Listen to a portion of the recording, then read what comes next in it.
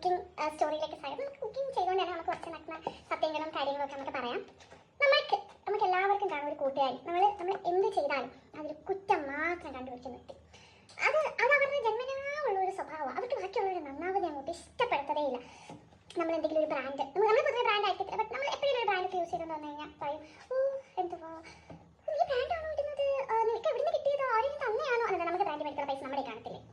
നമുക്ക് brand use ചെയ്യാൻ ഇഷ്ടപ്പെട്ടില്ല. നമ്മൾ ചിലപ്പോൾ അത്രയും ബ്രാൻഡിന്റെ പൈസയ്ക്ക് കുറെ കൂടെ ഡ്രസ്സ് മേടിക്കാം എന്നുള്ള ഒരു ചിന്താഗതി ഇരിക്കുന്നതായിരിക്കും നമ്മളിൽ പലരും. അപ്പോൾ അവർക്ക് എന്താ, അവർ പറയും നമുക്ക് ബ്രാൻഡ് മേടിക്കാൻ കഴിവില്ല.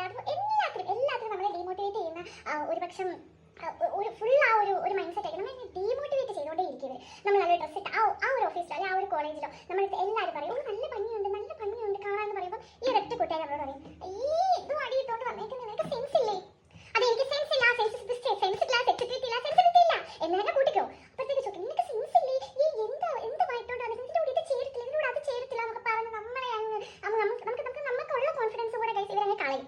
നമ്മൾ പുതിയൊരു വാച്ചിട്ട, എവിടുന്ന വാച്ച്, അപ്പൊ ഞാൻ പറയും നമ്മൾ വാങ്ങി എടുത്തു, ഈ ബ്രാൻഡ് അല്ലേ, എന്റെ ബ്രാൻഡഡ് വാച്ചാണ്, എന്റെ ബ്രാൻഡാണ്, ഞാൻ ബ്രാൻഡഡ് പാന്റാണ്, ഞാൻ ബ്രാൻഡഡ് ടീഷർട്ടാണ്. അവർ ബ്രാൻഡ് യൂസ് ചെയ്യുകയോ ചെയ്യട്ടെ, നമുക്ക് ചിലപ്പോൾ ബ്രാൻഡിനോട് വലിയ താല്പര്യം കാണത്തില്ല, നമുക്ക് ബ്രാൻഡ് എടുക്കുന്ന പൈസ കാണത്തില്ല. നമ്മൾ തന്നെ വേറെ വന്ന് ലോ ക്ലാസ് പോലെ നാട്ടി കളയും. അങ്ങനത്തെ കുറച്ച് കൂട്ടുകാരുണ്ടാവും. നമ്മൾ ഈ കോളേജിലാണെങ്കിൽ എന്തെങ്കിലും എക്സാമിന് കയറുമ്പോൾ ഇനി എന്തെങ്കിലും പറഞ്ഞാൽ, ഓ ഞാൻ ഒന്നും പഠിച്ചില്ലടി, എനിക്ക് ഒന്നും അറിയത്തില്ലടി എന്ന് പറഞ്ഞുകൊണ്ടിരിക്കും.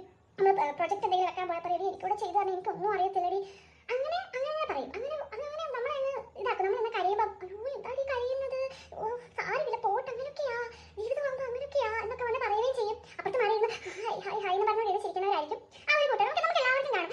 അവരെന്തെങ്കിലും ചെയ്തെങ്കിൽ നമ്മൾ ചോദിക്കടി, എന്തെങ്കിലും നീ സ്കിൻ കെയർ ചെയ്യുന്നുണ്ടോ, നല്ല മാറ്റമുണ്ട് നിന്റെ മുഖത്ത് എന്ന് പറയുമ്പോൾ ഞാനൊന്നും ചെയ്യുന്നില്ല, ഇതൊക്കെ നാച്ചുറലാ, ഒന്നും ചെയ്യുന്നില്ല എന്നാണ് പറയുന്ന കൂട്ടുകാരിയാളും. അങ്ങനെ ഒരു ഡിഫറെന്റ് കൈൻഡ് ഓഫ് ഒരു കൂട്ടുകാർ നമുക്ക് ഉണ്ട്. ഈ ഒരു കാലഘട്ടത്തിൽ കുറേ അത് കണ്ടുവരുന്നുണ്ട്.